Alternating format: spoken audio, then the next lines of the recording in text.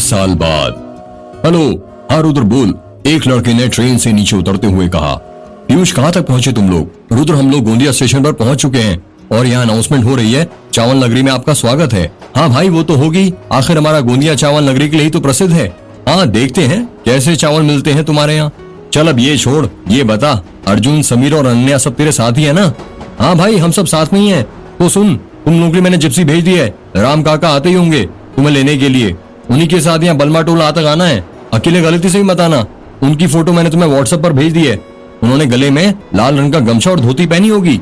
हाँ दूल्हे राजा, तुम तो ऐसे बोल रहे हो जैसे यदि हम लोग अकेले आएंगे तो कोई चुड़ैल हमें पकड़ लेगी। पीयूष की बात सुनकर रुद्र चुप हो जाता है। और एक बात बता, जब तुझे हमारी इतनी फिक्र हो रही है तो तू हमें खुद लेने क्यों नहीं आया? पीयूष ने कहा। यार पीयूष, मैं यहाँ इतना बिजी हूँ कि क्या बताऊं, तुझे तो पता ही है मेरी शादी की तैयारी मुझे खुद करनी पड़ रही है। पापा तो अब इस दुनिया में है नहीं, दादाजी को लकवा हुआ है और मम्मी सारे काम अकेले संभाल नहीं सकती। हाँ भाई ठीक है, चलो मैं रखता हूँ, मुझे राम काका दिख गए हैं। हाँ ठीक है, फिर मिलकर बात करते हैं। इतना कहकर रुद्र ने फोन काट दिया। रुद्र बलमा टोला गांव के सरपंच तेज बहादुर का बेटा है। तेज बहादुर अब इस दुनिया में नहीं थे। रुद्र की उम्र करीब 27 साल है, जिसका कद करीब 6 फुट और रंग गोरा है। रुद्र के बाल छोटे छोटे हैं। रुद्र ने अपनी इंजीनियरिंग की पढ़ाई भोपाल के UIT कॉलेज से पूरी करी है। रुद्र ने अपनी शादी में अपने कुछ कॉलेज के दोस्तों को भी बुलाया है। इस वक्त रुद्र अपनी शादी की तैयारियां कर रहा है और मंडप लग रहा है। उसके घर में उसकी माँ लता बहुत खुश है। आखिर कौन माँ खुश नहीं होती होगी अपने बेटे की शादी के दिन? माँओं का तो सपना होता है अपने बेटे को दूल्हे के सेहरे में देखने का। रुद्र के दोस्त लोग गोंदिया स्टेशन पर खड़े हुए हैं। गोंदिया स्टेशन पर बहुत भीड़ लगी हुई है। अरे वो रहे राम काका, पीयूष ने कहा। कहाँ पर पीयूष? वहाँ खड़ी लड़की ने कहा। तुम यहीं पर रुको महारानी, मैं अभी लेकर आता हूँ। इतना कहकर पीयूष अपने दोस्तों को, जिसमें से एक लड़की और 2 लड़के हैं, उन्हें वहीं पर छोड़कर चले जाता है। थोड़ी देर बाद वो लड़की देखती है कि पीयूष एक बूढ़े आदमी को, जिसकी उम्र करीब 60 साल होगी, अपने साथ लेकर आता है। उस बूढ़े आदमी ने लाल रंग का गमछा और सफेद रंग की धोती पहनी हुई है।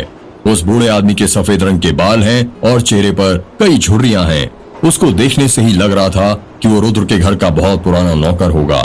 पीयूष उस बूढ़े आदमी को अपने दोस्तों के पास लेकर पहुंचता है और कहता है, ये है राम काका। नमस्ते राम काका, सभी ने एक साथ कहा। राम काका उनकी बातों का कुछ जवाब नहीं देते। वो कहते हैं, आप लोगों का सामान कहाँ रखा है? राम काका की आवाज बहुत भारी थी। अरे नहीं काका, आप रहने दीजिए, हम उठा लेंगे। पीयूष के बगल में खड़े एक लंबे बाल वाले लड़के ने कहा। तो फिर जल्दी चलो मेरे साथ, रात होने से पहले हमें बलमा टोला पहुंचना है, राम काका ने कहा। राम काका की बात सुनकर वो सब लोग अजीब से चेहरे बनाने लगते हैं और उन्हें कुछ अटपटा सा लगता है, क्योंकि अभी सुबह के 9 बज रहे थे। रात इतनी जल्दी कैसे हो जाती? और गोंदिया से बलमा टोला सिर्फ 80 किलोमीटर दूर था। राम काका वहां से जाने लगते हैं। सब लोग अपना अपना बैग अपने हाथ में उठाते हैं और राम काका के पीछे जाने लगते हैं। जब वो लोग स्टेशन से बाहर निकलते हैं तो देखते हैं उनके सामने एक हरे रंग की जिप्सी लगी हुई थी। जिप्सी के पास जाकर राम काका खड़े हो जाते हैं। जल्दी से आप सभी लोग इसमें बैठ जाइए, राम काका ने कहा। आप चलाएंगे जिप्सी? वहां खड़ी लड़की ने मुंह फाड़ते हुए कहा। हम सही सलामत तो पहुंच जाएंगे ना? पीयूष ने मजाक करते हुए कहा।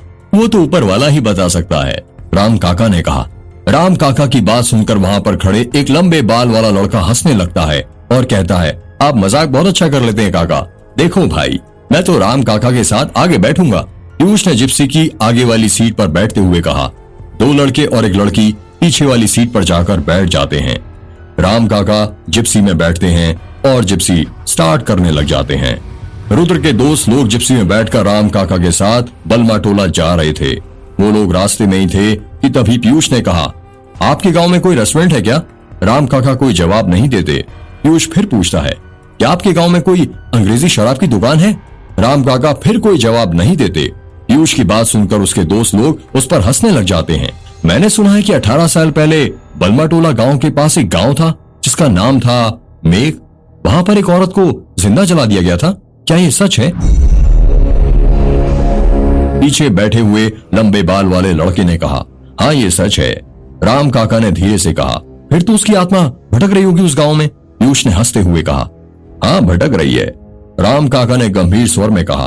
काका की बात सुनकर पीयूष शांत हो जाता है। क्या आप हमें मेघ गांव और उस औरत के बारे में कुछ बता सकते हैं? लंबे बाल वाले लड़के ने कहा।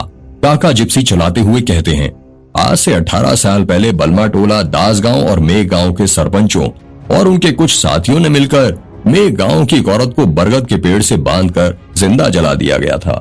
उस औरत के मरने के अगले ही दिन से मेघ गांव की काया बदलना शुरू हो गई। बिरजू नाम का एक आदमी जो मेघ गांव का रहने वाला था, कहते हैं कि एक रात जब वो अपने खेत में था तो उसने एक औरत को लाल रंग की साड़ी में उसके खेत में भटकते हुए देखा।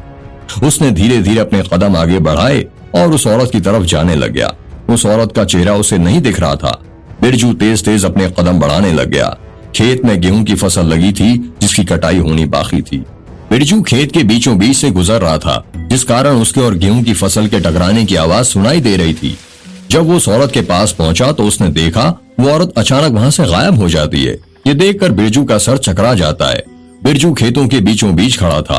दूर दूर तक अंधेरा नजर आ रहा था और अंधेरे में थी गेहूं की फसलें। बिरजू की सांसें फूलने लग गईं। वो सोचने लगा, वो औरत कहाँ गायब हो गई? अभी थोड़ी देर पहले तो यहीं पर खड़ी थी।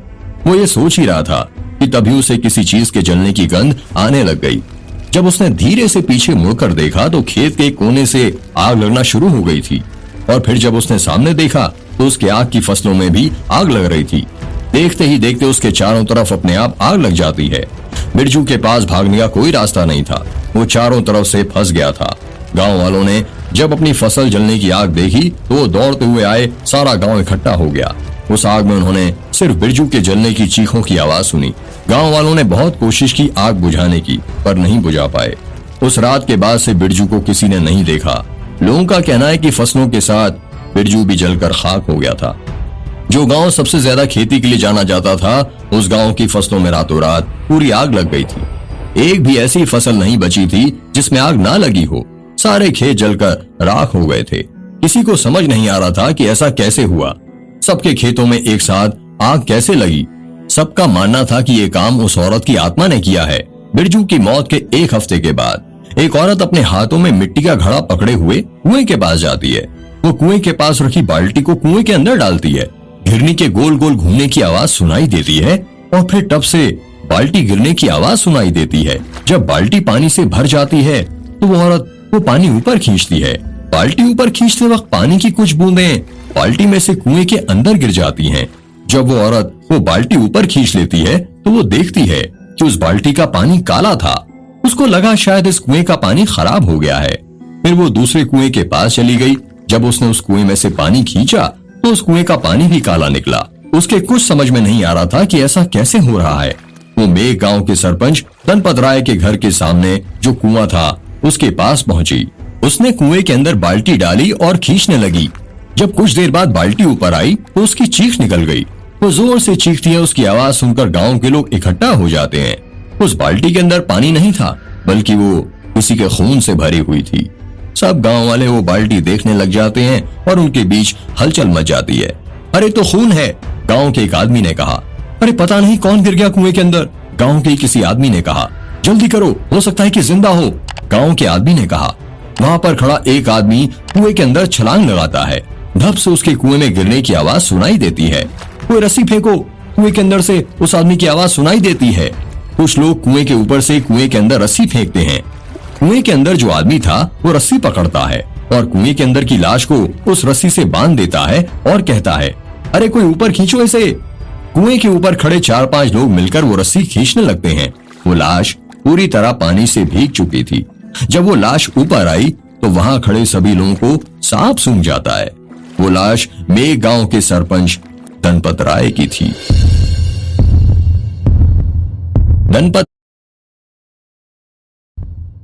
धनपत राय की लाश देखकर गांव वालों के अंदर खौफ बढ़ जाता है और इस खौफ ने सबके दिल दहला दिए। जब उन्होंने देखा कि कुएं के ऊपर सीमेंट पर साधु लिखा हुआ था, वो साधु ऐसे लिखा हुआ था जैसे किसी ने खरोंच कर लिखा हो। धनपत राय कुएं में कैसे गिरे किसी को कुछ पता नहीं चला था। उनका पैर फिसला था या उन्हें धक्का दिया गया था या उस औरत की आत्मा ने उन्हें मारा था। ये राज उनकी मौत के साथ ही राज बनकर रह गया। मेघ गांव वालों का कहना था कि ये काम उस औरत की आत्मा का किया हुआ है, क्योंकि मरते वक्त उस औरत के अंतिम शब्द वो था साधु।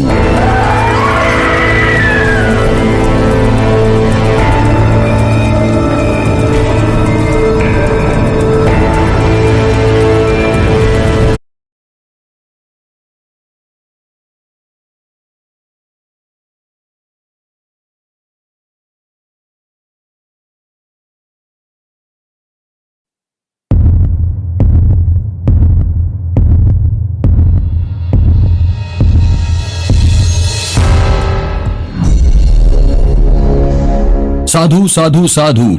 राम काका ने कहा, ये साधु साधु 3 बार कहने का क्या मतलब हुआ? पीयूष ने कहा, साधु पाली भाषा का शब्द है जिसका 3 बार बोलने का अर्थ होता है अच्छा कहा, अच्छा किया, बहुत अच्छा किया।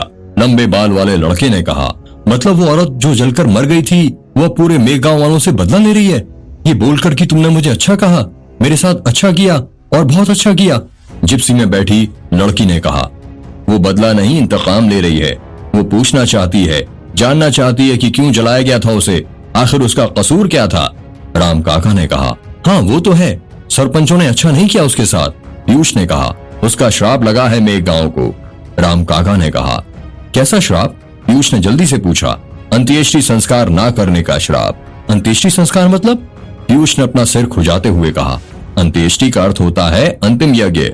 ये यज्ञ मरने वाले व्यक्ति के शव के लिए किया जाता है। वैदिक परंपरा के 16 संस्कारों में जिस प्रकार पहला गर्भधारण संस्कार होता है उसी प्रकार अंतिम संस्कार अंत्येष्टि संस्कार होता है। जन्म और मृत्यु जीवन का ऐसा सच है जिसे कोई नहीं झुठला सकता है। व्यक्ति की आत्मा जब उसके शरीर को त्याग देती है उसके तुरंत बाद अंत्येष्टि संस्कार किया जाता है।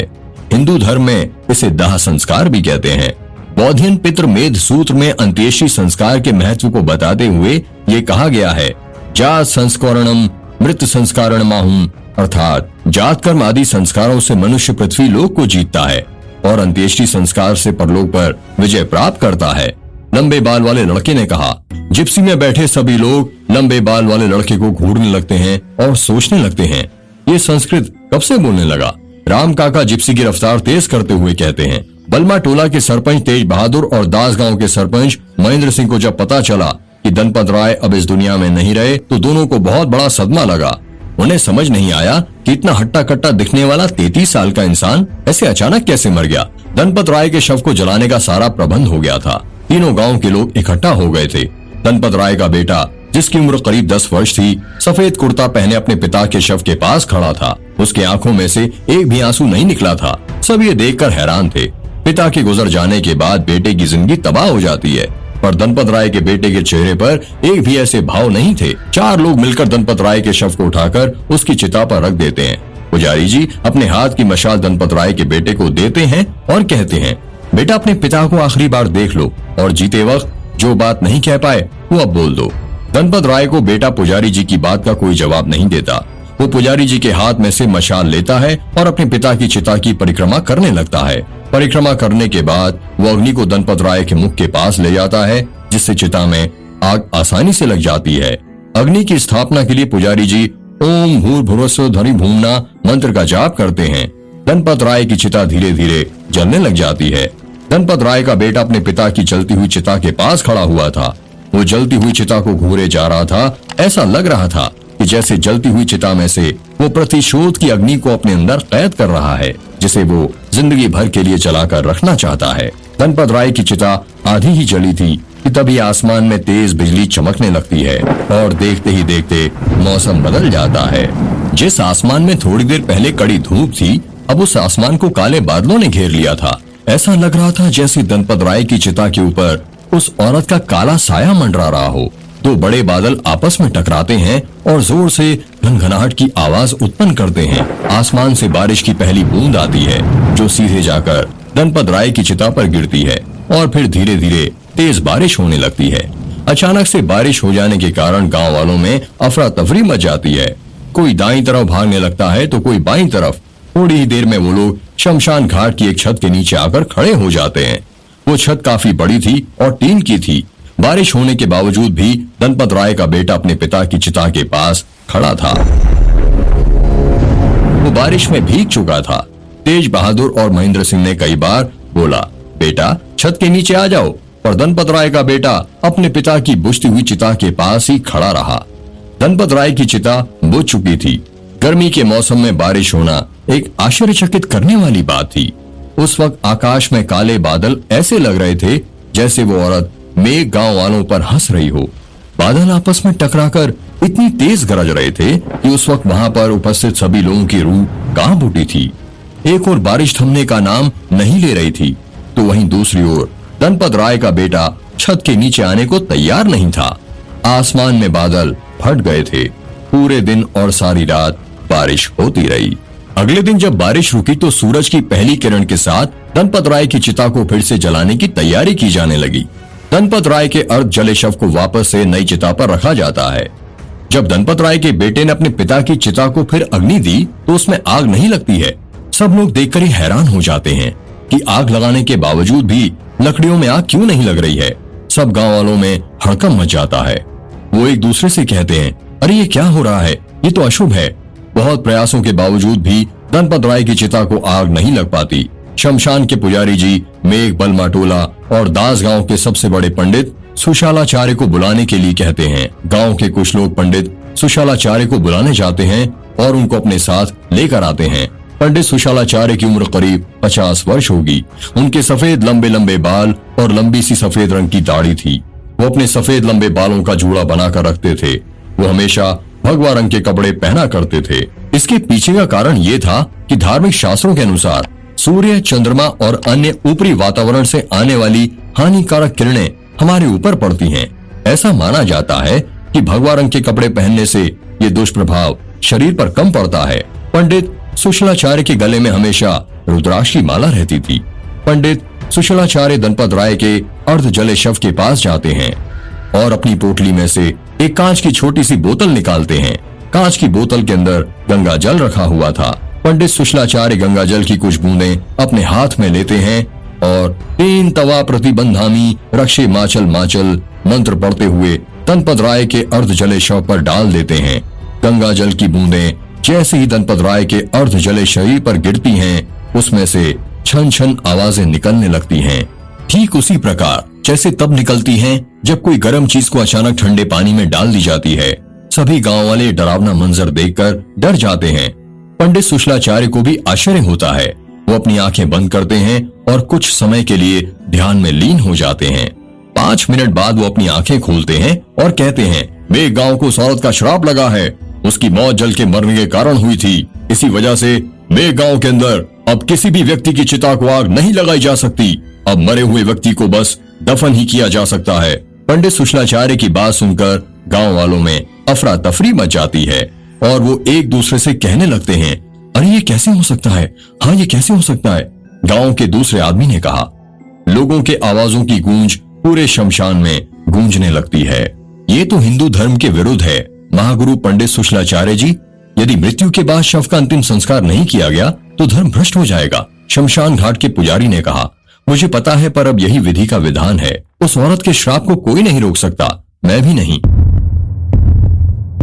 पंडित सुशलाचार्य के कहने पर गांव वाले बिना किसी सवाल जवाब के धनपत राय के शव को दफनाने के लिए राजी हो जाते हैं।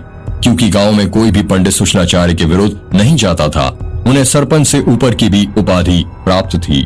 4-5 लोग आगे बढ़ते हैं और धनपत राय के अर्ध जले शव को अपने कंधों पर उठा लेते हैं। वो लोग शव को जो खेत अचानक जलकर राख हो गए थे वहां पर ले जाने लगते हैं। उन्हीं के पीछे धनपत राय का बेटा महेंद्र सिंह, तेज बहादुर और गांव के बाकी सब लोग जाने लगते हैं। चलते चलते रास्ते में गांव के लोग बातें करते हैं कि ये कैसा श्राप दे दिया उस कलमुही ने, सारे गांव का धर्म भ्रष्ट कर दिया। धनपत राय के अर्ध जले शव को खेत में ले लिया गया था। 3-4 लोग जाते हैं और फावड़ा और तगाड़ी लेकर आते हैं। वो लोग धनपत राय के शव के लिए गड्ढा खोदने ही वाले थे कि तभी धनपत राय का बेटा कहता है, कोई गड्ढा नहीं खोदेगा, ये मेरे पिता हैं और मैं खुद अपने पिता के शव के लिए गड्ढा खोदूंगा और इसमें मुझे किसी की सहायता की आवश्यकता नहीं है। अरे ये तुम क्या बोल रहे हो बेटा, महेंद्र सिंह ने कहा। हाँ बेटा, तुम कैसे इतना बड़ा गड्ढा खोद पाओगे, अभी तुम्हारी उम्र ही क्या है, ये काम हम लोगों को ही करने दो, तेज बहादुर ने कहा। नहीं काका, ये काम तो मैं स्वयं ही करूंगा, कृपया करके आप सब पीछे हट जाएं और मुझे ना रोकें। धनपत राय के बेटे की बात मानकर सब लोग पीछे हट जाते हैं। धनपत राय का बेटा फावड़ा उठाता है और गड्ढा खोदने लग जाता है। वो करीब 2 घंटे तक अपने पिता के शव के लिए गड्ढा खोदता रहता है। जब गड्ढा खुद जाता है तो वो गांव के कुछ लोगों के साथ मिलकर अपने पिता के शव को गड्ढे के अंदर डाल देता है। शव को गड्ढे में डालने के बाद धनपत राय का बेटा अपने दोनों हाथों की मुट्ठी में जमीन की मिट्टी उठाता है और गड्ढे के अंदर डालता है और 3 बार धीमी आवाज में साधु साधु साधु बोलता है। उसके बाद गांव का हर एक सदस्य आता है और शव के ऊपर मिट्टी डालने लगता है। इस तरह धनपत राय के शव को दफना दिया जाता है।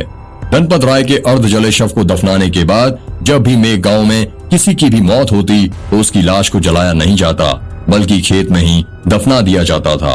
1 महीने के अंदर ही मेघ गांव में अदृश्य तरीके से 100 से भी ज्यादा मौतें हुई थीं। जिन खेतों में मेघ गांव वाले फसल उगाया करते थे, वही खेत अब वो कब्रिस्तान में तब्दील हो गए थे। धनपत राय के मरने के बाद ही मेघ गांव के सभी कुओं का पानी काला पड़ गया था।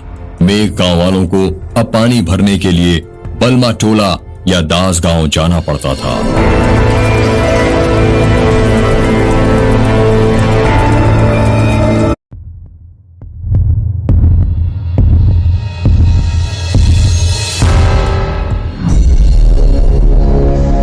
अरे रुको रुको, जिप्सी में बैठे लड़के ने कहा। क्या हुआ भाई? पीयूष ने कहा। दिख नहीं रहा सामने रोड के बीचों बीच कितना बड़ा दरवाजा है? हाँ यार दिख रहा है, बहुत ही अनोखा लग रहा है, पीयूष ने कहा। राम काका यहीं पर जिप्सी रोक दीजिए, लंबे बाल वाले लड़के ने कहा। नहीं, यहाँ पर रोक नहीं सकते, राम काका ने कहा। पर क्यों? पीयूष ने पूछा। क्योंकि ये मेघ गांव की प्रारंभिक सीमा है। प्लीज रोक दीजिए ना काका, सब लोगों ने एक साथ मिलकर कहा। सब लोगों के जोर देने के कारण राम काका जिप्सी रोक देते हैं। पीछे बैठा लड़का जल्दी से नीचे उतरता है। वो जिप्सी में रखा उसका बड़ा सा काला बैग खोलता है और उसमें से कैमरा निकालता है। बस हो गया भाई को भूत सवार, अब देखना माशे कैसे कैसे फोटो खींचेंगे, लंबे बाल वाले लड़के ने कहा।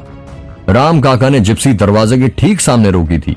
उस दरवाजे के बाईं तरफ से पहाड़ी वाली सड़क जाती थी और वो दरवाजा एक दूसरी सड़क पर था जो मेघ गांव और दास गांव को जोड़ती थी। दरवाजा करीब 10 फीट ऊंचा था और उस पर बहुत सारे संस्कृत में मंत्र लिखे हुए थे। उस दरवाजे पर एक बड़ा सा ताला लगा हुआ था और उसके ऊपर सफेद कपड़ा लपेटा हुआ था।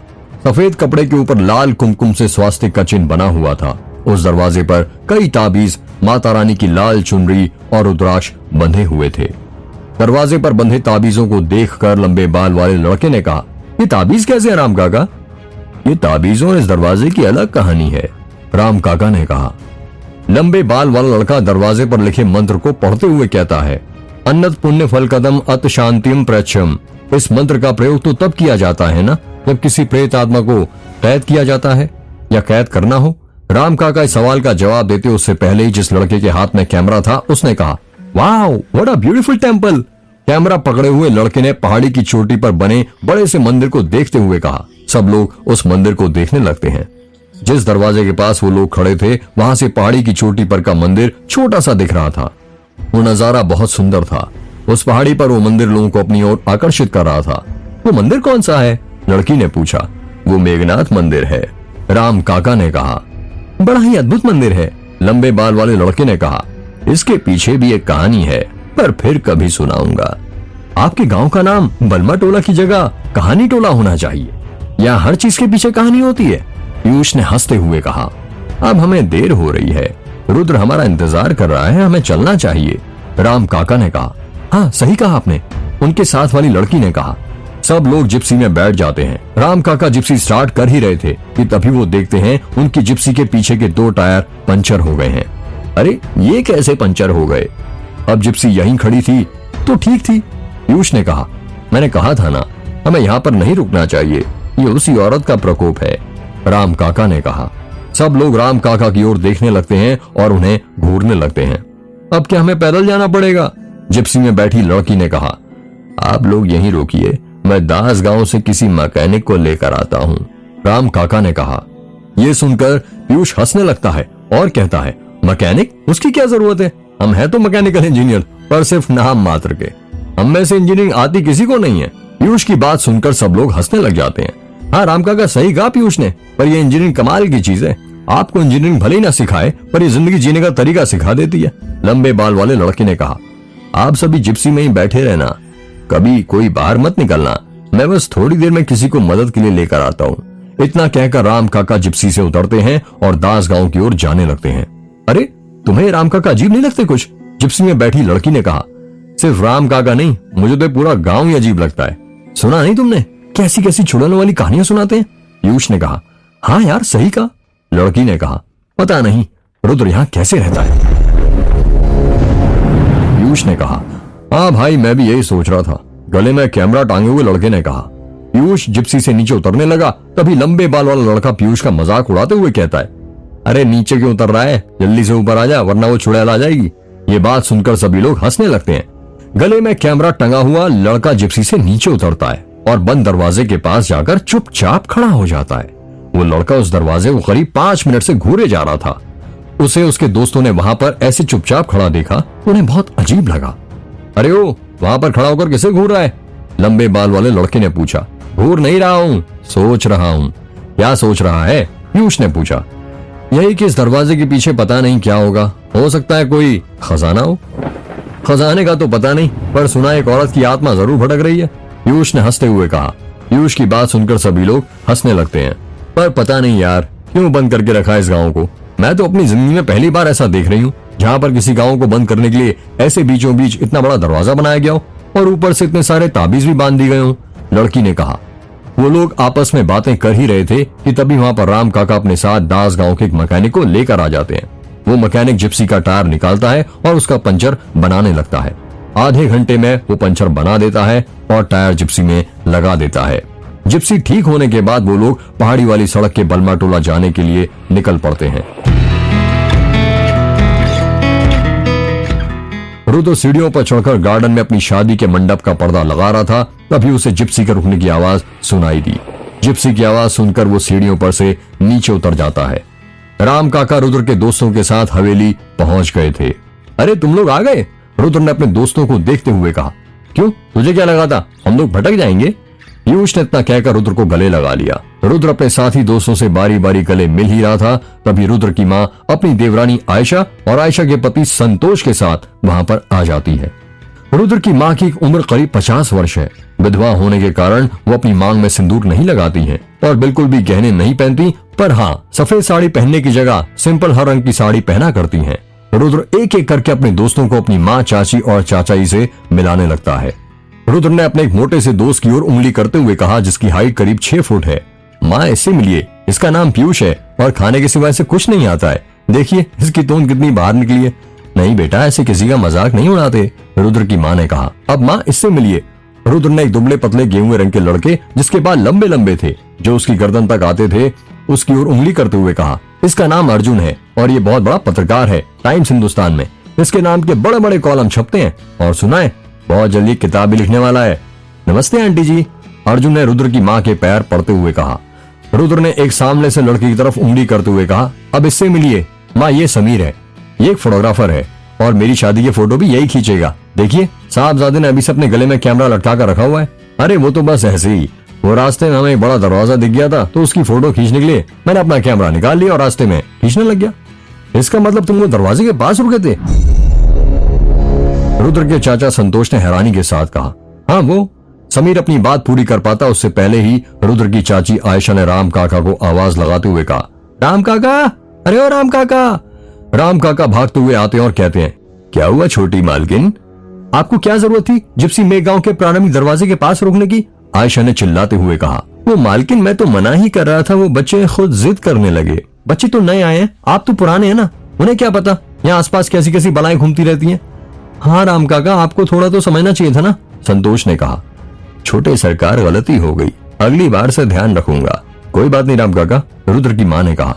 रुद्र ने टॉपिक को बदलते हुए एक दुबली पतली गोरे रंग की लड़की जो कि 1 पीस सूट पहने हुए थी उसकी तरफ उंगली करते हुए कहा, जैसा कि आपको इसके कपड़ों को देखकर समझ में आ रहा होगा माँ, ये हमारी हीरोइन है जो मॉडलिंग कर रही है, इसका नाम अनन्या है। हाय आंटी, इतना कहते हुए अनन्या ने रुद्र की माँ को गले लगा लिया। चलो बेटा, अब घर के अंदर चलते हैं, यूं बाहर कब तक खड़े रहोगे, तुम लोग आराम भी कर लेना, रुद्र की माँ ने कहा। रुक जाइए दीदी, इनमें से कोई भी अंदर नहीं घुसेगा,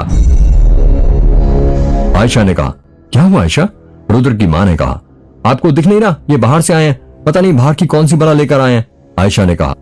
रुद्र के सभी दोस्त आयशा को घूरने लगते हैं और सोचने लगते हैं कि रुद्र की चाची का कहने का मतलब क्या है। स्वाति, जरा अंदर से एक बाल्टी पानी तो लाना, आयशा ने अपनी बेटी को आवाज लगाते हुए कहा। कुछ ही देर बाद स्वाति घर के अंदर से एक बाल्टी लेकर आती है जिसमें लोटा और पानी था।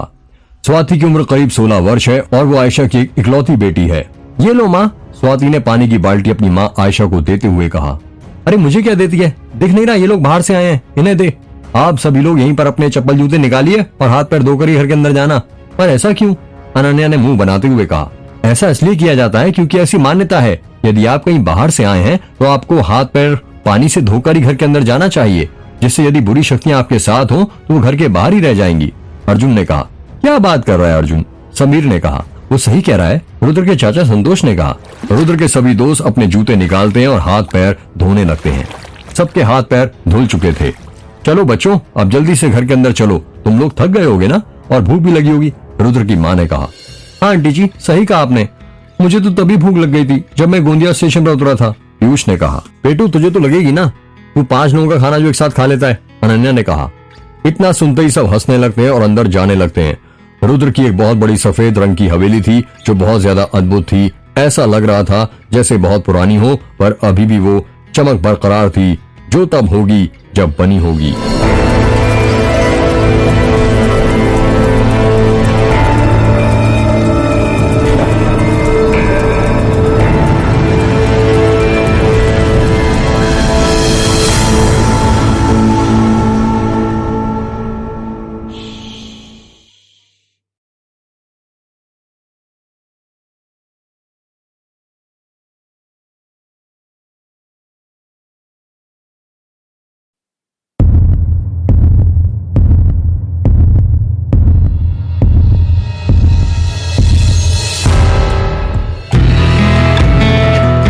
रुद्र के सभी दोस्त हवेली के अंदर घुसे ही थे कि घर के अंदर बैठा जर्मन शेफर्ड कुत्ता उन पर जोर जोर से भौंकने लगता है। वाऊ वाऊ वाऊ वाऊ। कुत्ते को भौंकते हुए देख पीयूष डर जाता है और कहता है, यार ये हम पर इतना क्यों भौंक रहा है, जैसे हम कोई भूत हो। अच्छा, तो टाइगर नाराज है हमसे? वो तो होना भी चाहिए, आखिर हमने अपने दोस्तों से इसको जो नहीं मिलाया। रुद्र ने कहा। रुद्र टाइगर के पास जाता है और अपना हाथ उसके गले पर फेरने लगता है और कहता है, इनसे मिलिए, ये हैं हमारे घर के और दादाजी के रखवाले टाइगर। वाह यार, नाम तो एकदम शेरों वाला है। पीयूष ने कहा, ये है भी शेर, अच्छे अच्छों को डरा देता है। हाँ सही कहा, अभी अभी एक एग्जाम्पल देखा है हमने, अनन्या ने हंसते हुए कहा। वहीं पर हॉल में रुद्र के दादाजी व्हील चेयर पर बैठे हुए थे। रुद्र अपने सभी दोस्तों को उनके पास ले जाता है और कहता है, ये मेरे दादाजी हैं, ये बोल नहीं सकते, ना ही चल सकते हैं, इन्हें लकवा हुआ है। सब लोग दादाजी के पैर पड़ने लगते हैं। रात हो चुकी थी और सभी लोग साथ मिलकर डाइनिंग टेबल पर बैठे हुए थे। जब पीयूष ने खाने के बर्तनों पर से ढक्कन हटाना शुरू किया तो उसके मुंह में पानी आ गया। डाइनिंग टेबल पर पनीर की सब्जी, तंदूरी रोटी, रायता, दाल, सलाद और मीठे में गुलाब जामुन रखा हुआ था। खाने को देखकर पीयूष ने कहा, भाई तेरे घर क्या हर रोज इतना ही खाना बनता है, या सिर्फ कल तेरी शादी होने वाली है इसलिए इतना बना है? हाँ भाई, इतना तो रोज ही बनता है। वाह यार, फिर तो तेरे मजे ही मजे हैं, फिर भी कोई मतलब नहीं तेरा खाना खाने का। तू है तो दुबले का दुबला ही। यार ऐसा हमारे हार्मोन्स के कारण होता है, चाहे दुबला व्यक्ति कितना भी खा ले तो मोटा नहीं हो पाता, और मोटा कितना ही कम खाए पतला नहीं हो पाता। हमारी जिंदगी में एक बड़ी समस्या है। सही कही समीर, काले को गोरा होना है और गोरे को और गोरा, अनन्या ने कहा। रुद्र बहुत देर से देख रहा था कि अर्जुन कुछ चुपचाप बैठा हुआ था। अर्जुन को ऐसे चुपचाप बैठकर रुद्र ने उससे पूछा, लेखक साहब आप फिर कहां किस दुनिया में खो गए? कुछ नहीं रुद्र, मैं बस ये सोच रहा था कि कल तेरी शादी होने वाली है और तेरे घर में हमारे सिवा कोई और मेहमान क्यों नहीं दिख रहा। तो बात यह है कि मेरी शादी जल्दी जल्दी में हो रही है, इस वजह से हमने ज्यादा लोगों को नहीं बुलाया है, और हमारे जो रिश्तेदार है ना वो यहीं पर बलमा टोला और दास गांव में रहते हैं। जब कल शाम को शादी होगी तो वो लोग आ जाएंगे। अच्छा बढ़िया है, अर्जुन ने कहा। समीर ने रुद्र की हवेली को देखते हुए कहा, वैसे रुद्र तूने कभी बताया नहीं यार कि तेरी इतनी बड़ी हवेली है। यार कैसे बताता, कॉलेज में कभी मौका ही नहीं मिला। मौका मिलता भी कैसे, तुझे कभी तन्वी से फुर्सत ही नहीं मिली। इतना कहकर पीयूष जोर जोर से हंसने लगता है। ये सुनकर रुद्र का चेहरा उतर जाता है। एक पीयूष को छोड़कर बाकी सब चुप थे। कुछ देर बाद समीर ने रुद्र से पूछा, वैसे तन्वी को पता है क्या तू शादी कर रहा है? रुद्र थोड़ी देर रुककर कहता है, हाँ उसे पता है। अनन्या पानी पी रही थी, जब उसने सुना कि रुद्र ने तन्वी को भी इनवाइट किया है तो वो चौंक जाती है और उसके मुंह के अंदर का सारा पानी बाहर गिर जाता है। क्या बात कर रहा है, तूने तन्वी को भी बुलाया? अनन्या ने चौंकते हुए कहा। हाँ तो इसमें हर्ष क्या है? रुद्र ने कहा, वो कोई तेरी सिर्फ दोस्त नहीं है, तेरी एक्स गर्लफ्रेंड रह चुकी है, और तू क्या उसे ऐ दिल मुश्किल का रणवीर समझता है जो तेरी शादी में आकर चन्ना मेरे या मेरा गाएगी? अनन्या ने कहा, अब वही तो देखना है, यदि सच्चा प्यार किया होगा तो आएगी, अगर नहीं तो कभी नहीं आएगी। वैसे भी मुझे लगता है वो नहीं आएगी। रुद्र ने कहा, हाँ रुद्र तू सही कह रहा है, अगर उसे आना होता तो अब तक आ जाती। वैसे भी रात के 9 बज गए, अब वो नहीं आने वाली और कल तो वैसे ही तेरी शादी है। अर्जुन ने कहा। वैसे कुछ भी बोलो, लड़की अच्छी थी यार, समीर ने कहा। हाँ यार बहुत अच्छी थी, पता नहीं क्या जादू था उसमें। तुम्हें याद है पूरे कॉलेज के लड़के उसके पीछे पड़े थे, अनन्या ने कहा। हाँ सही कहा, और उनमें से एक मैं भी था। पर वो किसके पीछे थी, इस बोंदू रुद्र के, पीयूष ने कहा। पीयूष की बातें सुनकर सब लोग हंसने लगते हैं। यार मेरी एक बात समझ में नहीं आई, कॉलेज में तो तुम्हारा सब कुछ ठीक ठाक चल रहा था, सब लोग तुम्हारी जोड़ी की मिसाल देते थे, फिर फाइनल ईयर में ऐसा क्या हुआ कि तुम दोनों अलग हो गए और इतने के पूरे साल एक दूसरे से बात तक नहीं की, यहां तक कि एक दूसरे का चेहरा भी देखना पसंद नहीं करते थे। अचानक ऐसा क्या हो गया था, अनन्या ने पूछा। कुछ बातों को यदि राज ही रहने दो तो ठीक रहता है, वरना यदि वो राज खुल जाते हैं तो सबको तकलीफ देने लगते हैं। इसलिए भला इसी में कि उन बातों को राज ही रहने दो। और वैसे भी मेरी जिंदगी कोई किताब नहीं है जो हर कोई जब चाहे तब पढ़ सकता है। ओ दूल्हे राजा, बातों को घुमा मत, ये बता तुम्हारा ब्रेकअप क्यों हुआ था, समीर ने पूछा। समीर देख भाई ऐसा है, मैं पुरानी बातों को याद करके उस पर रोना नहीं चाहता। अब उस वक्त के बारे में सोचकर मैं अपना समय बर्बाद नहीं करना चाहता यार, क्योंकि मुझे पता है अब वो वक्त लौटकर कभी वापस नहीं आ सकता, ना ही मैं उस वक्त को बदल सकता हूँ। इसलिए उन बातों को भूल जाए तो उसी में सबकी भलाई होती है। पीयूष ने टॉपिक को बदलते हुए कहा। वैसे राम काका कहाँ चले गए, दिख नहीं रहे। वो हवेली के बाहर गार्डन है ना, उसी के पास उनका घर है, रात में वो वहां पर ही रहते हैं। यार बाहर क्यों, अंदर क्यों नहीं, इतनी बड़ी हवेली है, कहीं भी रह सकते हैं आराम से। ये तो मुझे नहीं पता, पर शायद रखवाली के लिए। तुझे पता है तेरे राम काका बड़े एंटीक इंसान है, इन्हें तो कोई राइटर होना चाहिए था, बड़ी मनगढ़ंत कहानियां सुनाते हैं। मतलब मैं कुछ समझा नहीं, कहना क्या चाहते हो तुम? यही कि काका ने एक औरत की कहानी सुनाई थी जो मेघ गांव में जलकर मर गई थी। रुद्र ने धीरे से कहा। बेटा वो कहानी नहीं, हकीकत है। पीयूष ने डरते हुए धीरे धीरे कहा। इसका मतलब उसकी आत्मा सही में यहाँ पर भटक रही है? हाँ भाई, और जो लोग उसका मजाक उड़ाते हैं ना, वो उसी के शरीर में प्रवेश करती है। अगला नंबर तेरा है। रुद्र की बातें सुनकर अनन्या हंसने लगती है और कहती है, बस रुद्र, और कितना डराएगा इसे, दिख नहीं रहा इसकी हवा टाइट हो गई है। यार ऐसे मजाक मत किया कर प्लीज, पीयूष ने हाथ जोड़ते हुए कहा। रुद्र कुछ कहता उससे पहले ही समीर ने कहा, अब यार पेट पूजा तो हो गई, ये बता सोने का इंतजाम कहाँ किया है, मुझे तो बहुत तेज नींद आ रही है। यार इतनी बड़ी हवेली है मेरी, जहां मन करे वहां सो जाना। वैसे मैं सोच रहा था आज हम सब लोग एक साथ यही हॉल में सोते हैं, रुद्र ने कहा। हाँ अच्छा आइडिया है, कुछ और बात भी हो जाएगी, पूरे 4 साल बाद जो मिल रहे हैं अर्जुन ने कहा। हाँ यार पता नहीं चल रहा 4 साल कैसे गुजर गए। कॉलेज के निकल जाने के बाद तो सभी अपनी अपनी दुनिया में खो गए थे, पर अच्छा हुआ रुद्र की शादी तय हो गई और हमें फिर से मिलने का मौका मिल गया। एक काम कर रुद्र, तू ना हर साल शादियां किया कर, ऐसे में हमें हर साल मिलने का मौका मिल जाया करेगा, अनन्या ने हंसते हुए कहा। पहले एक शादी तो हो जाए, आराम से बाकी इसके बाद कर लूंगा, रुद्र ने हंसते हुए कहा। रात हो चुकी थी और सभी लोग सो रहे थे।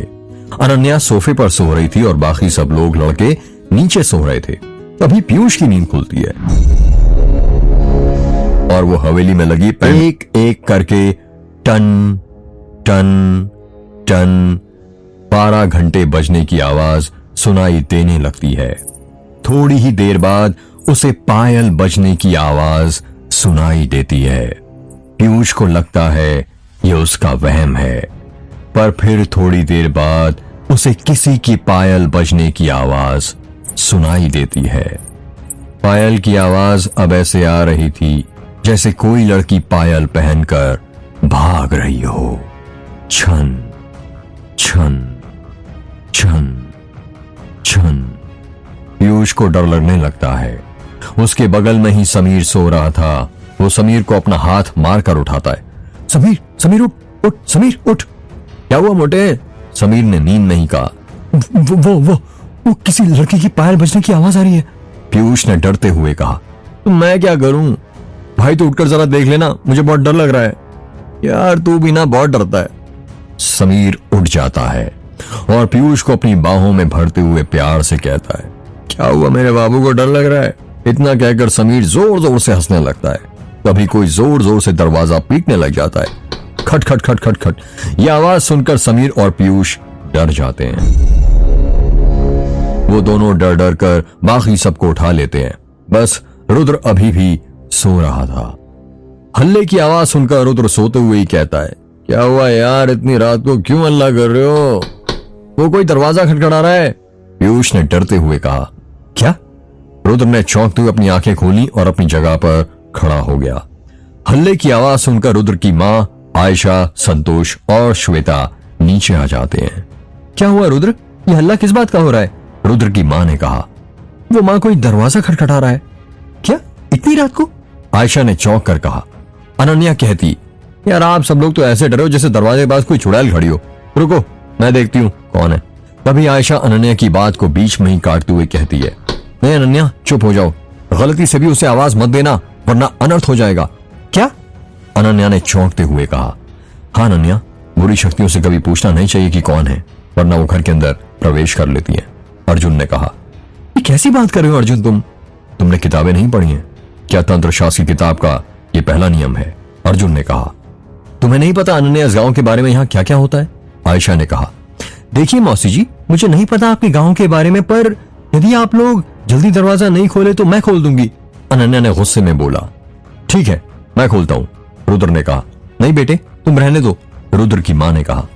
हाँ रुद्र तू रहने दे, मैं देखता हूँ, रुद्र के चाचा संतोष ने कहा। नहीं चाचा मैं देखता हूँ ना, आप घबराइए मत, मैं हूं ना। कोई जोर जोर से दरवाजा खटखटाए जा रहा था और रुद्र धीरे धीरे दरवाजा खोलने के लिए आगे बढ़ने लगता है। सभी लोगों के चेहरे पर डर था सिवाय अनन्या के। स्वाति ने अपनी मां आयशा का हाथ पकड़ लिया था और वो पसीने से पूरी भीग चुकी थी। पीयूष के होठ कपकपा रहे थे। समीर के भी समझ में नहीं आ रहा था कि रात के 12 बजे के बाद इतनी रात को कौन आ सकता है। रुद्र दरवाजे के पास पहुंच चुका था और उसने अपना हाथ दरवाजे की तरफ बढ़ा लिया था। वो दरवाजा खोलने ही वाला था कि फिर उसे किसी के दरवाजा जोर जोर से खटखटाने की आवाज सुनाई देती है। खट खट खट खट खट खट खट खट।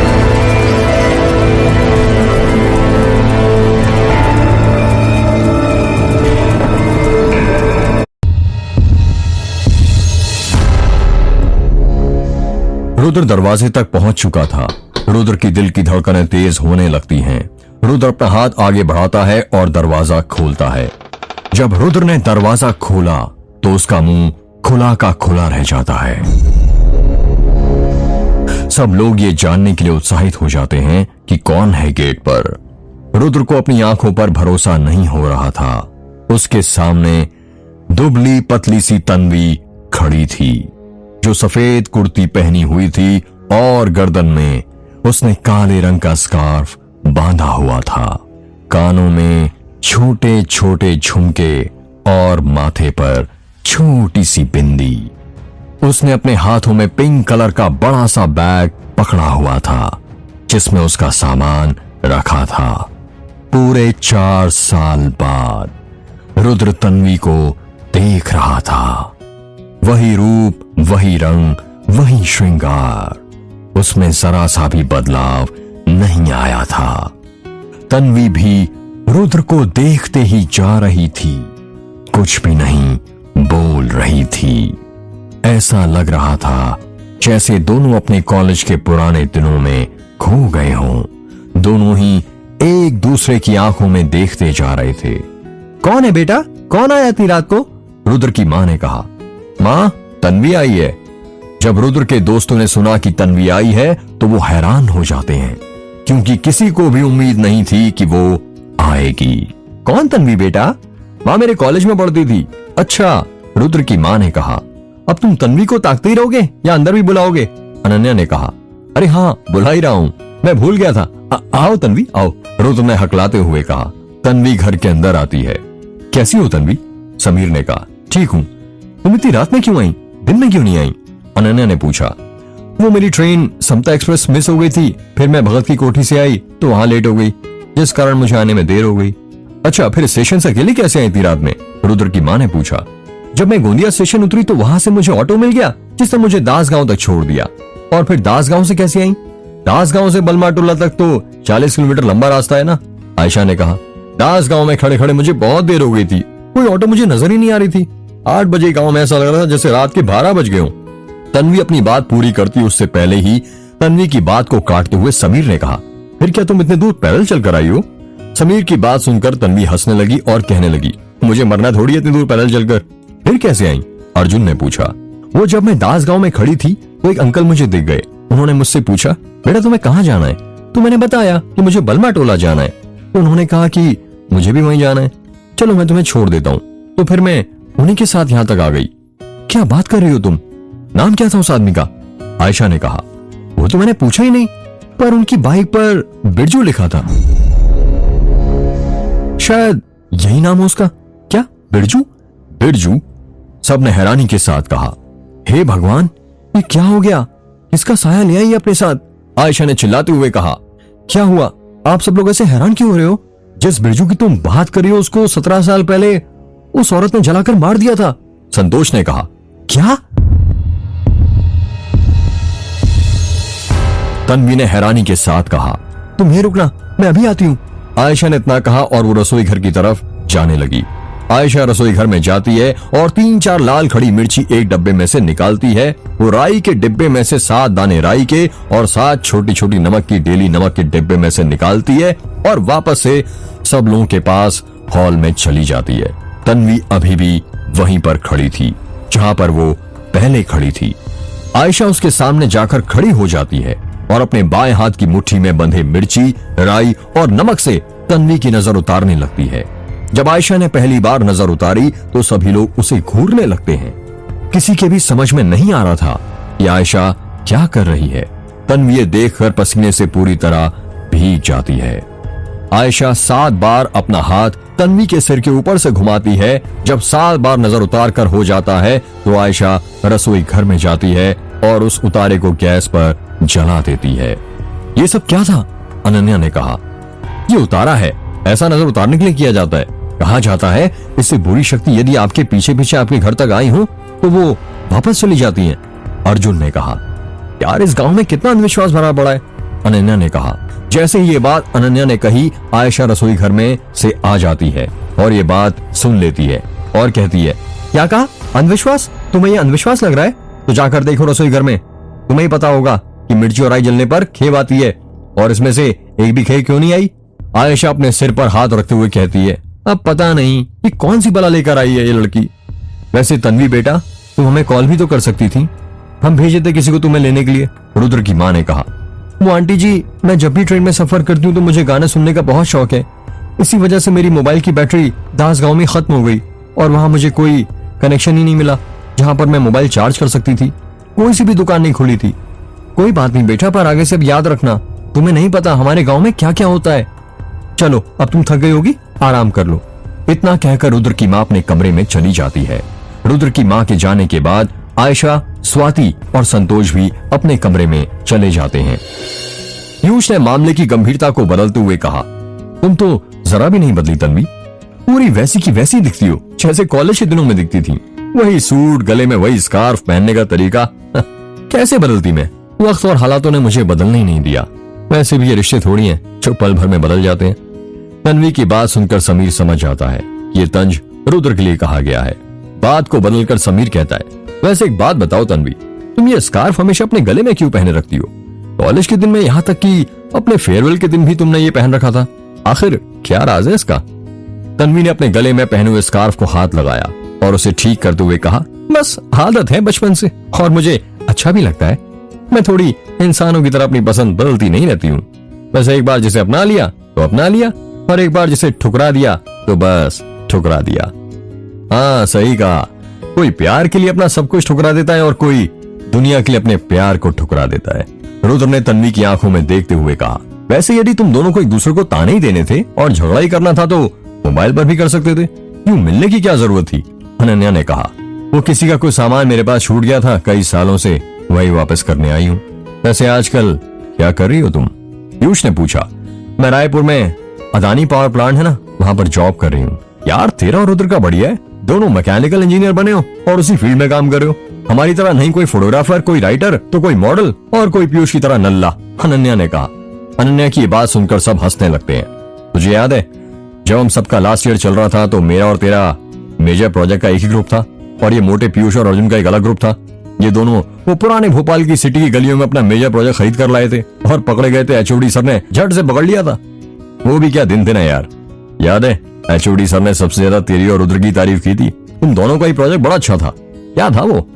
हाँ, ऐसी कार जिसमें सेफ्टी फीचर था, यदि कार गलती से पानी में डूब जाए तो अपने आप ऊपर आ जाए, और शराब पीकर अगर कोई ड्राइव करना चाहे तो दरवाजा ही ना खुले, और स्पीड कंट्रोलर भी था ना उसमें। वैसे तुम्हारा क्या प्रोजेक्ट था, जरा बताना मुझे, मैं भूल गई। छोड़ना ना नया पुरानी बातों को, याद करने से थोड़ी लौट कर वापस आने वाली है, बस दर्द ही देने वाली है। इसलिए बेहतर यही है उन यादों को बस यादों में ही बसे लोगों को ही भुला दिया जाए, तन्वी ने कहा। रुद्र ने बात को बदलते हुए कहा, अब बातें हो गई तो हो गई, अब हमें सो जाना चाहिए, बाकी बातें सुबह भी तो हो सकती हैं। अनन्या, तुम और तन्वी ऊपर वाले रूम में चले जाओ सोने। ऊपर वाले कमरे में क्यों? अभी कुछ समय पहले तो हम सब साथ में सो रहे थे ना। तुमने ही तो कहा था कि बहुत दिनों बाद मिले तो बातें भी हो जाएंगी। क्यों, तुम्हें तन्वी से बात नहीं करनी क्या? जब मेरे पास वक्त था तब किसी के लिए मेरे पास वक्त नहीं था, और वैसे भी अब बात करने का वक्त निकल चुका है, रुद्र ने कहा। पर तन्वी रुद्र की बातों का कुछ जवाब नहीं देती। यार, तुम दोनों और तुम दोनों की बातें ना मेरी कभी समझ में नहीं आएंगी। दोनों एक जैसे ही हो, जिद्दी, पर क्या करूं, वो तो मेरे दोस्त ही, दोनों को छोड़ भी नहीं सकती, अनन्या ने कहा। रुद्र सीढ़ियों से ऊपर जाने लगता है और कहता है, चलो अनन्या, मैं तुम्हें रूम दिखा देता हूँ। रुद्र के पीछे पीछे अनन्या जाने लगती है। समीर और अर्जुन वापस से अपनी जगह पर सोने चले जाते हैं।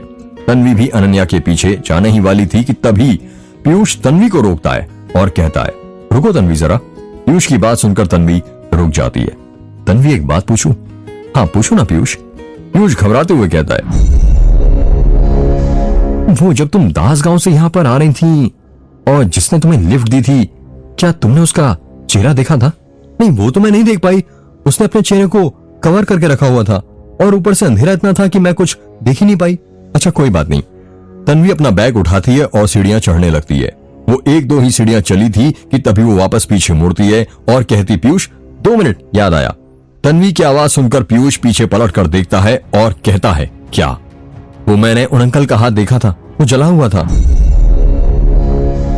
ये सुनकर पीयूष को सांप सूंघ जाता है और वो कुछ नहीं बोलता है।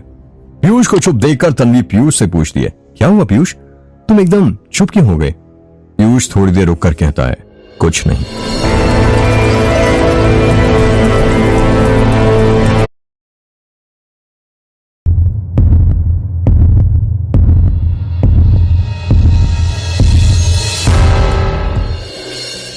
सभी लोग सो रहे थे और भोर के 5 बजने वाले थे। तभी अर्जुन की नींद खुलती है और वो बिना किसी को उठाए हवेली के बाहर गार्डन में चला जाता है।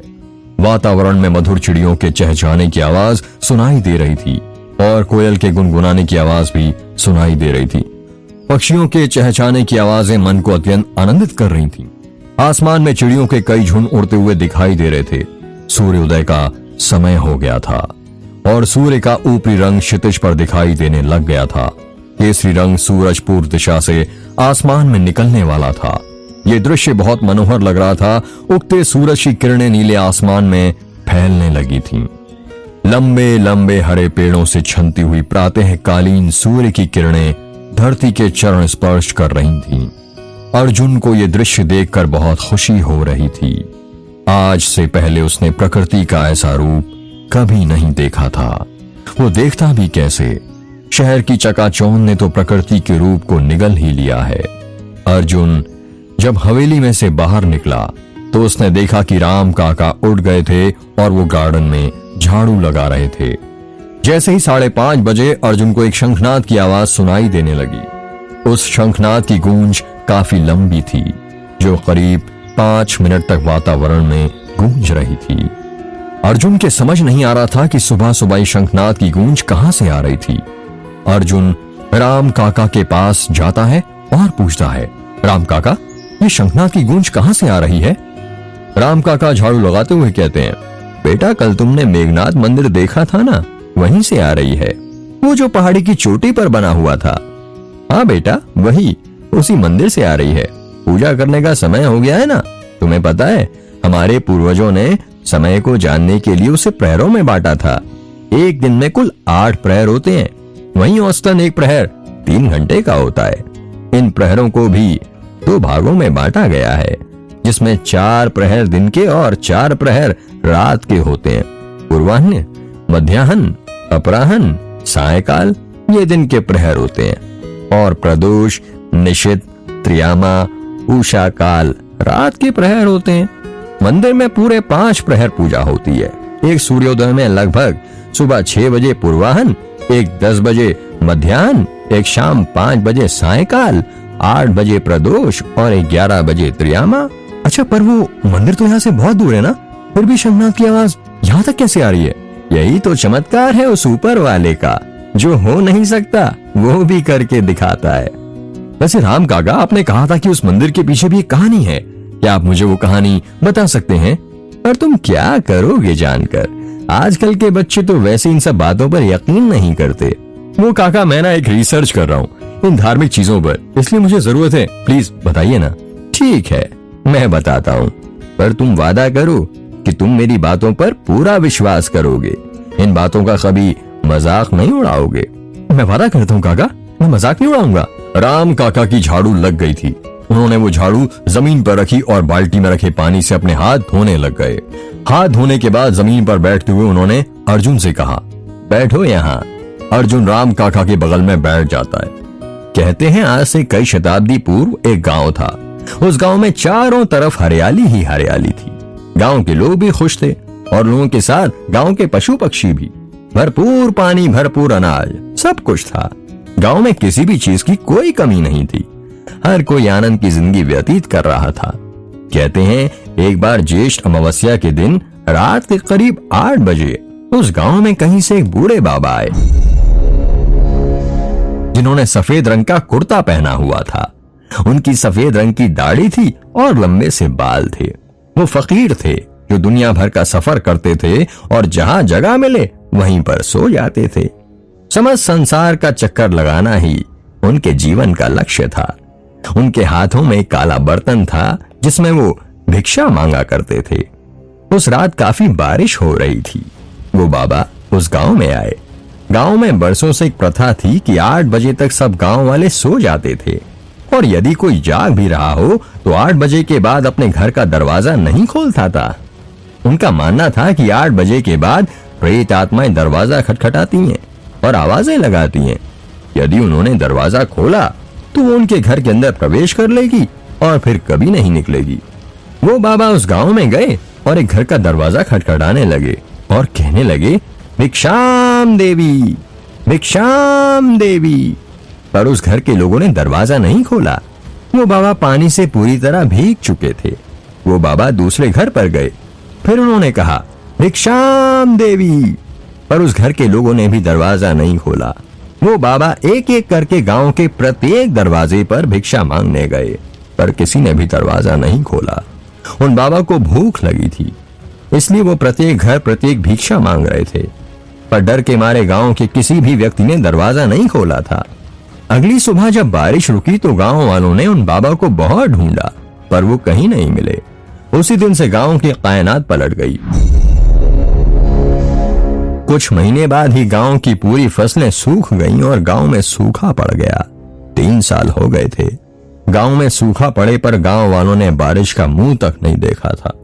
सबका ये मानना था कि उस फकीर बाबा का गांव को श्राप लगा है।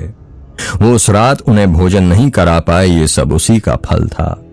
सूखा पड़ने के कारण गांव वालों के पास ज्यादा खाने के लिए अनाज नहीं था, ना ही पानी था। इस वजह से गांव के सभी लोग एक साथ मिलकर एक ही जगह खाना बनाते थे और मिल बांट कर खाते थे।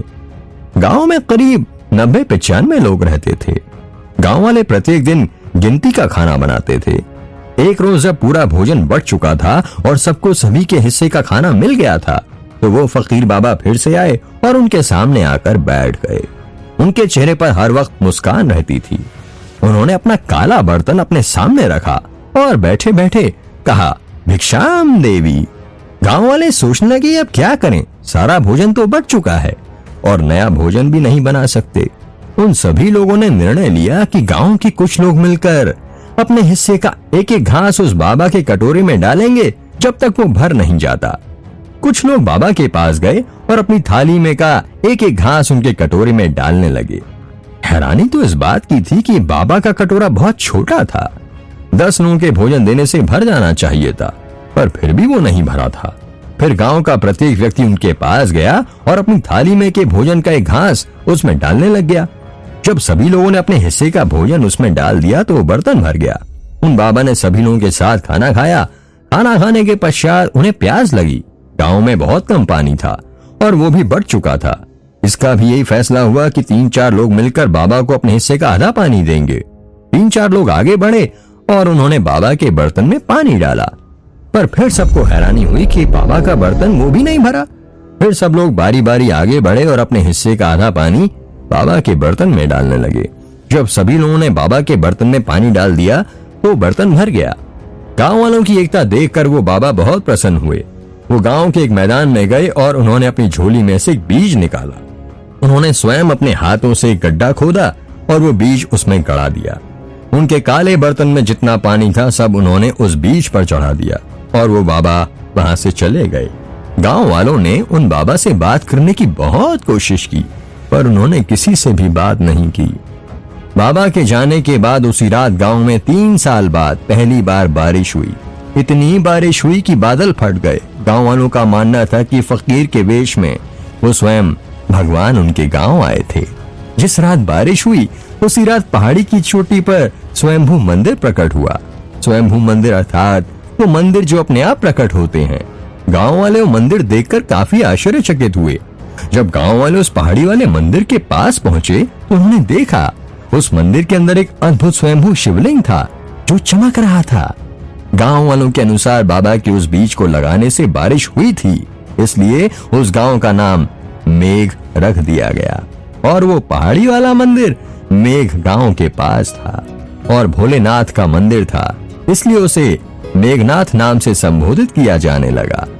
वो बीज जो उस फकीर ने लगाया था, गांव वाले हर रोज उस पर पानी डालने लगे और कुछ सालों बाद उस बीज ने पेड़ का रूप ले लिया और वो बरगद के पेड़ में तब्दील हो गया जो मेघ गांव के स्कूल में लगा था। वैसे तो एक बरगद के पेड़ का जीवन काल 309 साल का होता है और पीपल के पेड़ का 2500 साल, पर शायद यही उनका चमत्कार था कि वो बरगद का पेड़ हमेशा रहा और मेघ गांव को हरा भरा रखा। राम काका अर्जुन को मेघनाथ मंदिर की पौराणिक कथा सुना ही रहे थे कि तभी अर्जुन ने राम काका के दाएं हाथ पर एक हरे रंग का निशान देखा। वो निशान काफी पुराना दिख रहा था। वो निशान त्रिभुज की तरह था। वो निशान देखकर अर्जुन ने पूछा, काका आपके हाथ पर ये निशान कैसा? बेटा ये निशान तो बंधुआ मजदूरी का है। अर्जुन ने चौंकते हुए कहा, बंधुआ मजदूरी की प्रथा तो बहुत पहले ही समाप्त हो गई थी, है ना? और इसके लिए तो कानून भी बना है और कानून के मुताबिक किसी से भी बंधुआ मजदूरी कराना अपराध है। हाँ बेटा, पर कानून तो बना है, पर वो सिर्फ किताबों के पन्नों पर ही लागू होता है, हमारे गांव में नहीं। हमारे गांव के तो खुद के नियम और कानून होते हैं। जो बड़े लोगों ने कह दिया वो हमारे लिए कानून है। वैसे आप कब से यहाँ पर काम कर रहे हैं? काका ने हंसते हुए कहा, मैं यहाँ तब से काम कर रहा हूँ जितनी मेरी उम्र है। मेरे सारे पूर्वज यहाँ पर बंधुआ मजदूर थे, यहाँ तक कि मेरी बहू और उसकी बच्ची लाली भी बंधुआ मजदूर है। क्या कहा? आपकी बहू भी है? हाँ। अभी कहाँ है वो इस वक्त? उसकी माँ की तबीयत खराब है, इसलिए वो अपने मायके गई है। कुछ ही दिनों में आ जाएगी। अच्छा, और आपका लड़का? मेरा लड़का? काका ने हंसते हुए कहा, हाँ आपका लड़का, वो कहाँ है अभी? वो तो भगवान के पास है अभी। अर्जुन ने शोक प्रकट करते हुए कहा, जानकर बड़ा दुख हुआ। वैसे कैसे हुई थी उसकी मौत? उसकी मौत हुई नहीं थी, बल्कि उसे मारा गया था। क्या कहा? मारा गया था? किसने मारा था उसे? उस औरत की आत्मा ने। क्या कहा? उस औरत की आत्मा ने? अर्जुन ने चौंक कर कहा, हाँ उस औरत की आत्मा ने, क्योंकि जिन लोगों ने उसे उस दिन जलाया था उसमें से एक मेरा बेटा भी था।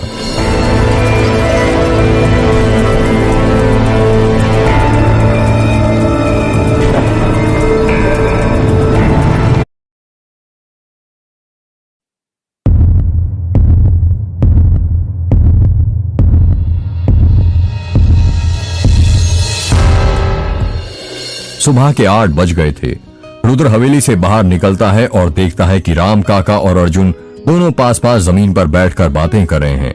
रुद्र के हाथ में पानी का लोटा था। रुद्र लोटे का पानी अपने मुंह में लेता है और उससे 1-2 बार कुल्ला कर लेता है। कुल्ला करने के बाद वो अर्जुन के पास जाने लगता है और वहां पहुंचकर कहता है, और भाई क्या बात हो रही है, जरा मुझे भी तो बताओ। कुछ नहीं, बस यूं ही। रुद्र, हाँ ना बैठ। रुद्र जैसे ही अर्जुन के पास बैठने जाता है, राम काका वहां से उठकर चले जाते हैं।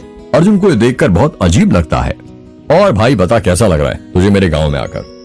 यार तुझे पता है ना, जाने अनजाने में तूने मेरी एक बहुत बड़ी मदद कर दी है। कैसी मदद? तुझे पता है ना मैं एक किताब लिख रहा हूँ। हाँ पता है। क्या तुझे पता है कि वो किताब में किस बारे में लिख रहा हूँ? रुद्र ने सोचते हुए कहा, नहीं। तो सुन, मैं ना हमारे हिंदू शास्त्रों, तंत्र मंत्र शास्त्रों का अध्ययन कर रहा हूँ और उसी पर एक रिसर्च कर रहा हूँ। मैं ये देखना चाहता हूँ कि ये सब सच है या झूठ। यदि हमारा ये मानना है कि भगवान होते हैं तो फिर भूत कैसे होते हैं? और ये सिर्फ हमारी परिकल्पना है या हकीकत में भी इससे इसका कुछ संबंध है? बिल्ली का रास्ता काटना, नींबू का उतारा उतारना, मंदिर में भगवान को पीठ ना दिखाना, ये सब अंधविश्वास है या इनका हमारे वास्तविक जीवन में कुछ महत्व भी है? देख भाई, मुझे तो इन सब बारे में कुछ नहीं पता, पर आई होप तुझे तेरे सारे सवालों के जवाब जल्दी मिल जाए। वैसे रुद्र एक बात बता, ये जो तेरी हवेली है ना, ये तेरे पापा ने बनाई है या उनके पुरखों की है? ये हमारे पुरखों की है। पर तू क्यों पूछ रहा है? वो इसलिए यार क्योंकि मैंने नोटिस किया जब हम आ रहे थे तो बलमा टोला गांव चालू हो गया था, पर रास्ते में 5 किलोमीटर लंबा जंगल पड़ा, उसके बाद तेरी हवेली आई। गांव वालों से इतनी दूर हवेली लेने की क्या जरूरत थी? यदि रात में कोई इमरजेंसी पड़ गई तो? यार ये हवेली तो मुझे मेरे पुरखों से मिली है ना, ये सब तो उन्हें सोचना चाहिए था। मैं क्यों सोचूं? और वैसे अब कुछ किया भी नहीं जा सकता, हवेली को तोड़ थोड़ी आ सकते हैं हम।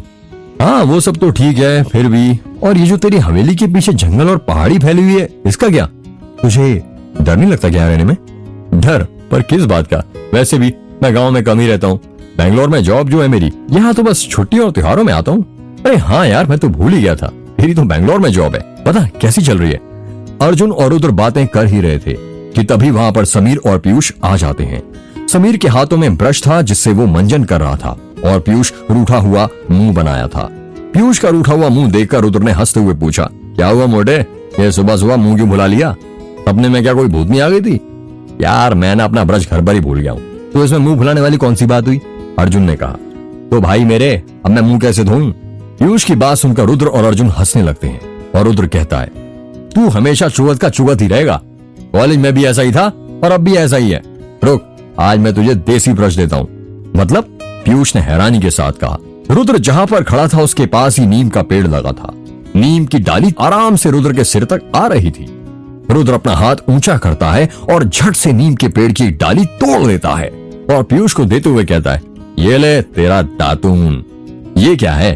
पीयूष ने कहा, इसे तोड़ और घिस ले अपना मुंह। जितने भी ये तेरे पीले दांत दिख रहे हैं ना, सब सफेद हो जाएंगे। रुद्र ने पीयूष के दांत की तरफ उंगली करते हुए कहा, तुझे पता नहीं है शायद, पुराने जमाने में जब ब्रश नहीं होते थे तो इसी से मुंह धोया जाता था। अर्जुन ने कहा। रुद्र ने पीयूष को जो नीम के पेड़ की डाली तोड़ कर दी थी, पीयूष उसे घूरने लगता है। क्या हुआ मोटे, क्या सोच रहा है तू? समीर ने कहा, यार मैं सोच रहा हूँ इस डाल का यूज तो मैं कर लूंगा, पर ये नीम के पत्तों का क्या करूंगा? अरे इसका उपयोग तुझे नहीं, तन्वी को करना है। उसके अंदर बहुत जहर भरा पड़ा है, थोड़े से पत्ते खा लेगी तो जहर थोड़ा कम हो जाएगा। रुद्र ने हंसते हुए कहा। रुद्र ने जैसे ही ये बात कही, तन्वी और अनन्या वहां पर आ जाते हैं और रुद्र की बात सुन लेते हैं। तन्वी होश से नहीं कहती हुई बोली, क्या बोला तुमने? रुद्र हकलाते हुए कहता, कुछ नहीं कुछ नहीं। नहीं कुछ तो बोला तुमने। हाँ वो मैं कह रहा था कि हम सबको नीम के पत्ते रोज खाने चाहिए। नीम के पत्ते भले ही कड़वे होते हैं पर हमारा खून तो साफ करते हैं ना। हाँ सुना मैंने तुमने क्या बोला, नीम के पत्ते मुझे नहीं तुम्हें खाने चाहिए। कड़वी तो तुम्हारी जुबान है। क्या कहा? मेरी जुबान कड़वी है? हाँ तुम्हारी जुबान जो कड़वी है, कड़वी थी और कड़वी रहेगी। तुम्हारी जुबान से तो जैसे चाशनी बहती रहती है ना मीठे लफ्जों की। कड़वे इंसानों के लिए मेरे मुंह से कड़वी बातें निकलती हैं। तुम्हारे कर्म इतने अच्छे नहीं है जो मेरे मुंह से तुम्हारे लिए मीठे लफ्ज निकले। रुद्र ने मुंह बनाते हुए कहा, देखो तो कर्म की बातें कौन कर रही है? तन्वी महारानी मिलिए इनसे, कर्मा की देवी से लगता है यमराज की सेक्रेटरी यही है। इनके पास सब लेखा जोखा है, किसने कितने पाप किए और किसने कितने पुण्य। हाँ सही कहा तुमने, और उसके मुताबिक तुम्हारे पापों का घड़ा भर चुका है। रुद्र अब बस भी करो तुम दोनों झगड़ना यार, क्या यूं सुबह सुबह बच्चों की तरह लड़ना शुरू कर दिया है। वैसे भी रुद्र तुम्हारी शादी होने वाली है, तुम कोई तन्वी के साथ कॉलेज में नहीं पढ़ रहे हो जो उसके मजे ले रहे हो। वैसे जरा ये बताना तुम्हारी होने वाली पत्नी का नाम क्या है? क्या करोगी जानकर? अरे ओ हीरो, बस नाम पूछा है, तुम तो ऐसे बोलो जैसे मैं उसे पटाने वाली हूँ।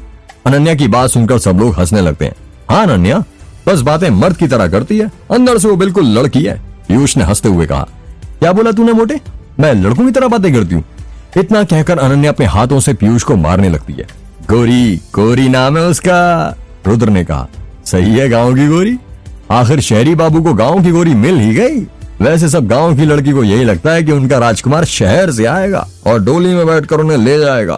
पीयूष ने खिलखिलाते हुए कहा, जरा फोटो तो दिखाना तेरी गांव की गोरी की। समीर ने रुद्र के मजे लेते हुए कहा, यार उसे तो अभी तक खुद मैंने नहीं देखा। क्या? सबने एक साथ चौंकते हुए कहा, हमारे इसमें शादी से पहले दूल्हा दुल्हन एक दूसरे की सूरत नहीं देखते, यहां तक कि फोटो भी नहीं। इसे अपशगुन माना जाता है। मतलब वो लड़की जिसके साथ तू अपनी पूरी जिंदगी गुजारने वाला है, तुझे यही नहीं पता वो दिखती कैसी है? अनन्या ने कहा, हाँ उसे माँ ने ही देखा है और माँ ने ही पसंद किया है। जब मैं बैंगलोर से अपनी जॉब से आया तो माँ ने बताया उन्होंने एक लड़की को मेरे लिए पसंद किया है। और तुम लोग तो जानते ही हो कि मैं माँ की बात को कभी मना नहीं करता और मुझे अपनी माँ पर पूरा भरोसा है। उनकी पसंद कभी गलत नहीं हो सकती। उन्होंने कुछ सोच समझ कर ही उसे मेरे लिए पसंद किया होगा ना। हाँ सही है माँ के लाडले, पीयूष ने कहा। चल ये सब छोड़, ये बता बारात कहाँ जाने वाली है? मैं तो पहले कह देता हूँ डीजे जरूर होना चाहिए, आखिर मेरे यार की शादी है। मैं तो बहुत डांस करने वाला हूँ, पहले ही बोल देता हूँ। यार तेरा ये सपना भी पूरा नहीं हो सकता। क्यों? यार वो मेरी बारात कहीं नहीं जाएगी। क्या? अनन्या ने कहा, हाँ हमारे इसमें एक रस्म है जिसके अनुसार विवाह दूल्हे के घर में ही होता है और बारात कहीं नहीं जाती है। ये कैसा विवाह है? समीर ने कहा, मैं बताता हूँ। अर्जुन ने सबका ध्यान अपनी ओर खींचते हुए कहा, ध्यान से सुनो। हमारे हिंदू धर्म के अनुसार ब्रह्मा जी के पुत्र मनु ने मनुस्मृति की रचना की है। ऐसा माना जाता है कि मनु का एक एक शब्द स्वयं ब्रह्मा के ही वचन है। मनुस्मृति में 8 प्रकार के विवाह का उल्लेख किया गया है, जिसमें पहला है ब्रह्मा विवाह। इसके अंदर दोनों परिवार अपनी सहमति के अनुसार सुयोग्य वर वधु को चुनते हैं, जिसे आज के जमाने में अरेंज मैरिज कहते हैं। दूसरा विवाह है दैव विवाह। इस विवाह के अंतर्गत कन्या का पिता यज्ञ का आयोजन कराता है और जो युवक रीति पूर्वक मत का संपादन करता है उसे दान स्वरूप अपनी पुत्री तथा गहने आभूषण दे देता है, जिसे हम दहेज लेना कहते हैं। तीसरा है आर्ष विवाह। इस विवाह के अंतर्गत कन्या का पिता युवक से जोड़ी गाय या बैल की मांग करता है, पर आज के युग में इसकी जगह युवक से लड़की के बदले धन की भी मांग की जाती है। चौथा है प्रजापति विवाह। इसके अंतर्गत यदि लड़की को दूल्हा पसंद हो या नहीं हो, उसकी सहमति के बगैर उसकी शादी करा दी जाती है। इतना कहकर अर्जुन चुप हो जाता है। क्या हुआ अर्जुन, तुम चुप क्यों हो गए? बाकी के 4 विवाह कौन से हैं बताओ ना, तन्वी ने कहा। पर अर्जुन तन्वी की बात का कोई जवाब नहीं देता है। बताना अर्जुन, समीर ने कहा। हिंदू धर्म में वैसे तो बस इन 4 विवाह को सहमति दी गई है, पर 4 और हैं, जिनमें पहला है गंधर्व विवाह। इसमें परिवार वालों के सहमति के बिना वर वधु शादी करते हैं, रीति रिवाज के बिना ही विवाह बंधन में बंध जाते हैं। आज के युग में इसे लव मैरिज और कोर्ट मैरिज भी कहते हैं। दूसरा है असुर विवाह। इसमें कन्या को धन देकर खरीदा जाता है, जिसे हम कन्या की बिक्री भी कह सकते हैं, और उसके बाद उससे विवाह किया जाता है। तीसरा है राक्षस विवाह। इस विवाह के अंतर्गत कन्या पक्ष के निकट संबंधियों मित्रों को डरा धमकाकर उनकी हत्या करके कन्या को उसके घर में जबरन उठाकर ले जाया जाता है और विवाह किया जाता है, जिसे राक्षस विवाह कहते हैं। अगला और अंतिम है अर्जुन बताते बताते फिर रुक जाता है। सभी लोग अर्जुन की बातें ध्यान से सुन रहे थे। बताना भाई, रुक क्यों गया? रुद्र ने कहा, अब जिस विवाह के बारे में मैं बताने जा रहा हूं वो कोई आम विवाह नहीं है, बल्कि इन सब विवाह में सबसे बुरा विवाह है, और वो है पैशाच विवाह। अर्जुन ने धीमी आवाज करते हुए कहा, इसके अंदर जब कोई लड़की सोई हो या नशे की हालत में होती है तो उसका बलात्कार करके और उसके साथ शारीरिक संबंध बनाकर उसके साथ विवाह किया जाता है, जिसे पैशाच विवाह कहते हैं। तुझे इतना सब कुछ कैसे पता है? अनन्या ने हैरानी के साथ कहा। हाँ यार, तुझे इन सब विवाह के बारे में कैसे पता चला? समीर ने कहा। बता ना अर्जुन, बताओ ना अर्जुन, तन्वी ने कहा।